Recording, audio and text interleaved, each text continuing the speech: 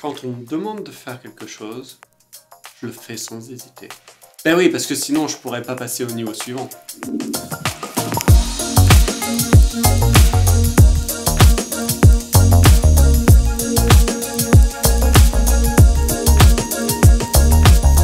Mais pourquoi on fait ce qu'ils disent? D'ailleurs, c'est qui, ils? Souvent, c'est le mec à la radio. Celui qui te dit va là-bas, fais ceci, tue ce mec-là, bam, je le fais. Pourquoi? On est sur Why the Bamboos, la mini-série où je vous pose des mini-questions et je vous laisse y répondre. Mais l'autre jour sur Borderlands 2, est-ce que c'était vraiment de bon cœur quand j'allais ramasser des fleurs et des Playboy magazines?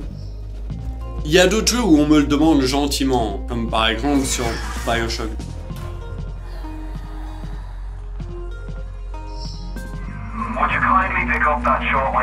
Qui c'est ce mec-là? Bon, il a une belle voix, je vais faire ce qu'il me dit de faire.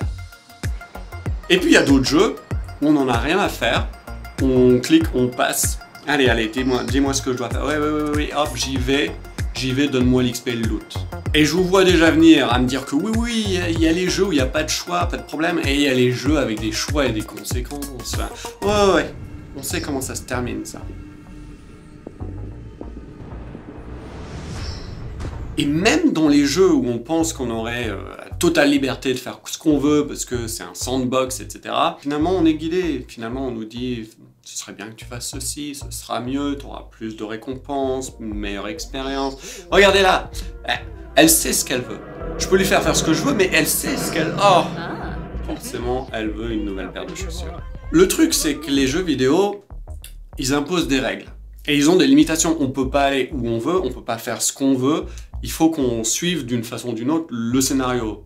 Parce que la plupart du temps, il y a un scénario. Ces objectifs sont juste des prétextes pour nous forcer à suivre un certain chemin et à ne pas faire n'importe quoi, à faire des choses qui sont cohérentes dans l'univers qui a été créé. Mais la question, c'est est-ce qu'on pourrait penser différemment? Est-ce qu'on pourrait créer un système où les objectifs sont générés d'une façon qui est plus organique, plus naturelle par rapport à nos réactions, par rapport à notre volonté, et non pas par rapport à un fil conducteur qui a été scripté? Mais avant de me lancer dans une étude compliquée, je dois rappeler que cette série YouTube, elle parle de vous.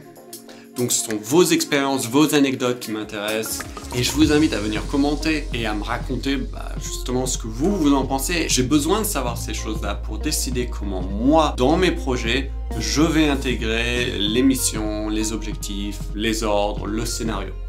Et puis surtout, aimez, partagez et abonnez-vous. Allez, à la prochaine!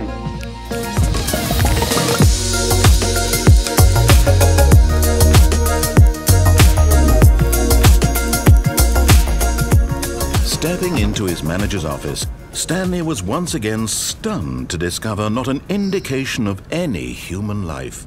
He discovered a keypad behind the boss's desk. The boss had assigned it an extra secret PIN number, 2845.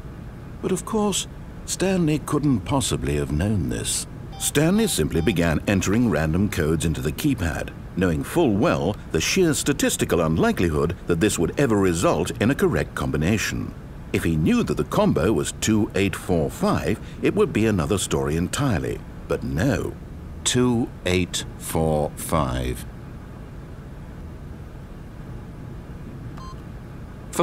But it turns out that the panel's emergency override kicked in, and the door just opened all by itself. And Stanley got the hell along with the story. Well, whoop-de-doo.